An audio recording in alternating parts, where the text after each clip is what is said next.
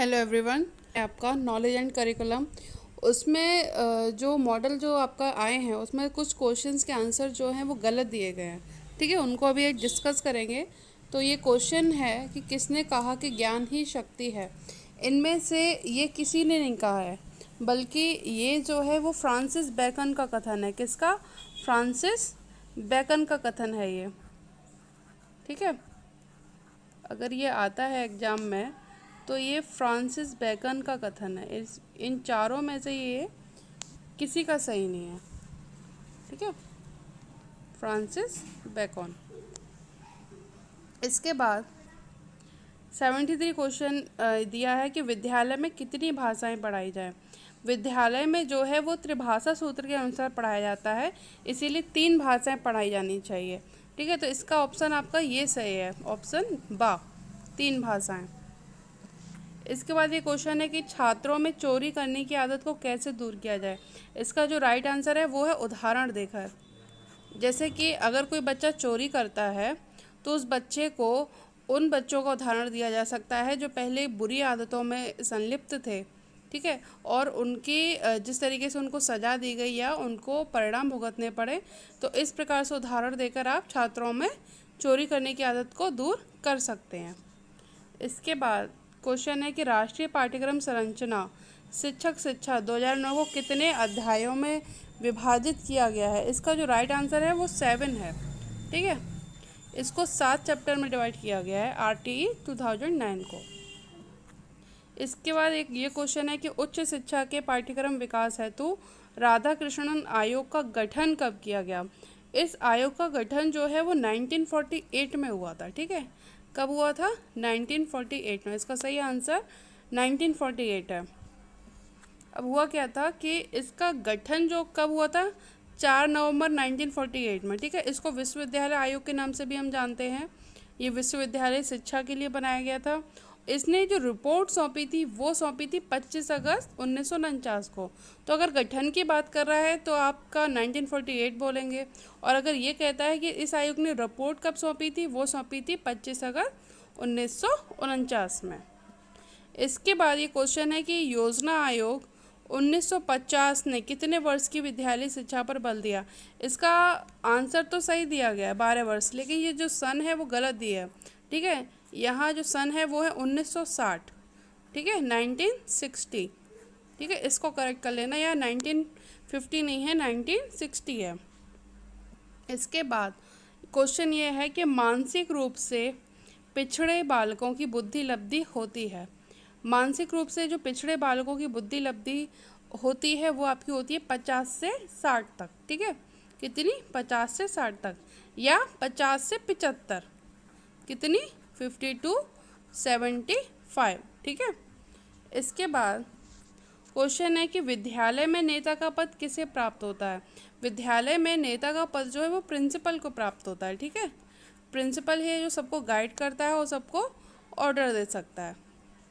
इसके बाद क्वेश्चन है कि पाठ्यक्रम निर्माण प्रक्रिया की कितनी अवस्थाएं हैं। आपसे अवस्थाएं पूछ ले, ठीक है, या फिर आपसे स्टेप पूछ ले, या सोपान पूछ ले, वो एक ही बात है। ये जो है इसका आंसर वो है 5। ठीक है, क्या है?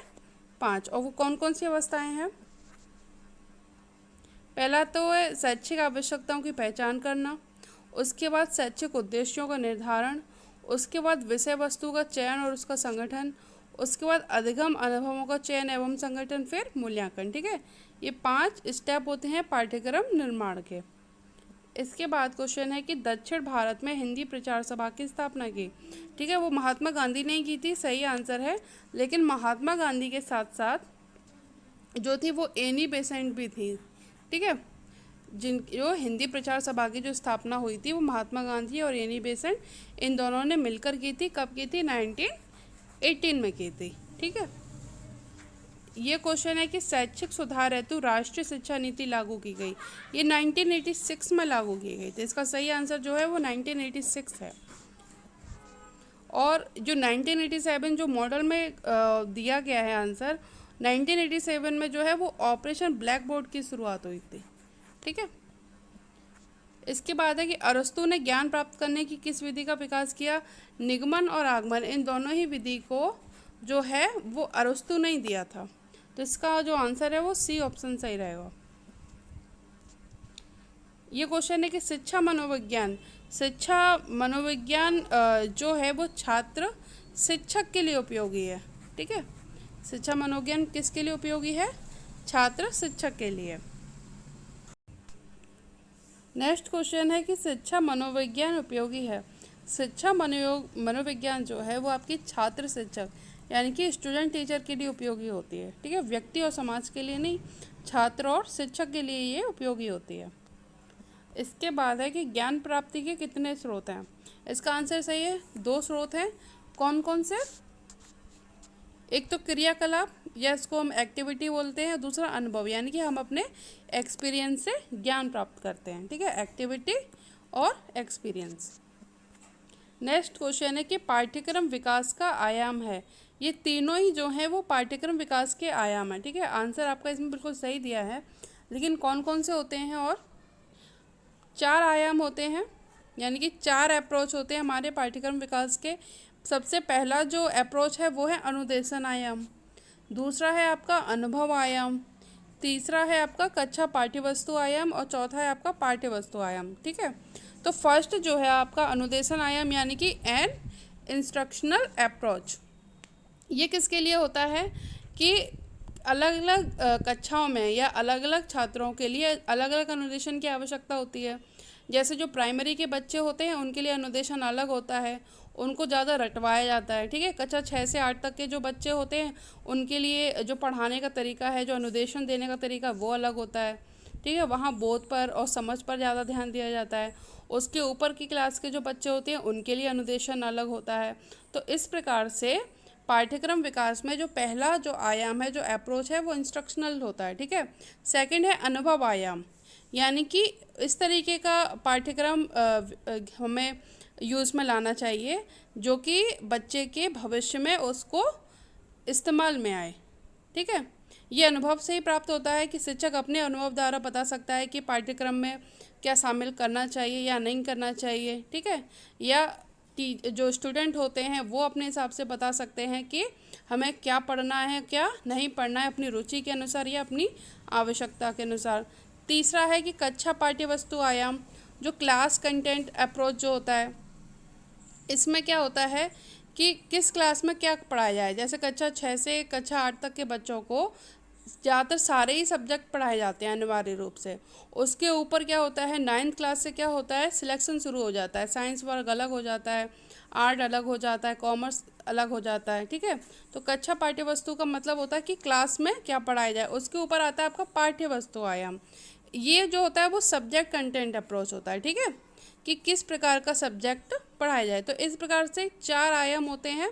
पहला इंस्ट्रक्शनल, दूसरा आपका एक्सपीरियंस, उसके बाद क्लास कंटेंट, उसके बाद सब्जेक्ट कंटेंट। ठीक है, फिर क्वेश्चन है आपका कि विद्यालय के समस्त कार्यों का संचालक होता है, वो होता है प्रधानाध्यापक। ठीक है, जो प्रधानाध्यापक होता है वो विद्यालय के समस्त कार्यों का संचालक होता है। इसके बाद क्वेश्चन है कि निम्नलिखित में से विद्यालय में सकारात्मक वातावरण के लिए आवश्यक है। देखिए, विश्वास होना, टीचर और स्टूडेंट के बीच में सम्मान होना और आत्मानुशासन, ये तीनों ही जो गुण हैं वो विद्यालय में पॉजिटिव एनवायरनमेंट क्रिएट करते हैं। इसीलिए इसका जो आंसर रहेगा वो रहेगा ऑप्शन डी। ठीक है, उपयुक्त सभी। फिर क्वेश्चन है कि किसने कहा है कि ध्वन्यात्मक शब्दों द्वारा विचारों की अभिव्यक्ति ही भाषा है। ये जो है वो स्वीट ने कहा है। किसने कहा है? स्वीट ने। ठीक है, इसका आंसर जो है वो स्वीट है।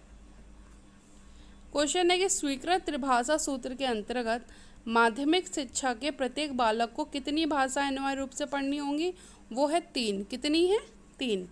ठीक है, इसमें गलत आंसर दिया है 4, 3 है। एक मातृभाषा, एक अंग्रेजी और एक कोई भी आपकी भारतीय भाषा। इस प्रकार से 3 भाषाएं त्रिभाषा सूत्र के अंतर्गत पढ़नी चाहिए, जो माध्यमिक शिक्षा के बालक को अनिवार्य रूप से पढ़ाई जानी चाहिए। फिर है कि शिक्षा कितने प्रकार की होती है? शिक्षा जो है वो 3 प्रकार की होती है। ठीक है, कौन कौन सी? औपचारिक शिक्षा, उसके बाद अनौपचारिक शिक्षा और निरौपचारिक शिक्षा। ठीक है, इस प्रकार से जो मेन जो टाइप्स होते हैं एजुकेशन के वो तीन होते हैं, फॉर्मल, इनफॉर्मल और नॉन फॉर्मल। ठीक है। इसके बाद क्वेश्चन है कि मंद अधिगामी बालकों की शिक्षा व्यवस्था का स्वरूप है। अब देखिए, मंद अधिगामी बालक से मतलब होता है स्लो लर्नर। स्लो लर्नर यानी कि वो बच्चे जो कि क्लास में स्लो सीख पाते हैं अन्य बच्चों की अपेक्षा।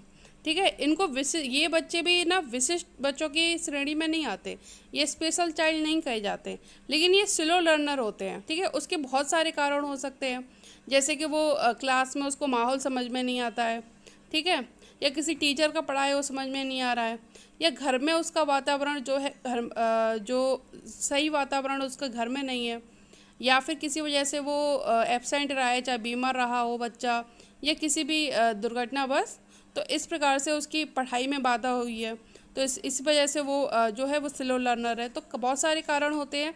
इसीलिए जो मंद अधिगामी बालकों की जो शिक्षा व्यवस्था जो होती है वो शैक्षिक उपलब्धि और मानसिक स्तर, ये दोनों ही माने जाते हैं। ठीक है। इनका जो व्यवस्था का जो स्वरूप होता है वो शैक्षिक उपलब्धि और मानसिक स्तर दोनों ही होगा, इसलिए इसका जो सही आंसर है वो उपयुक्त दोनों ही।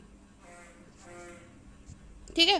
तो इनको आप करेक्ट कर लीजिएगा। ठीक है।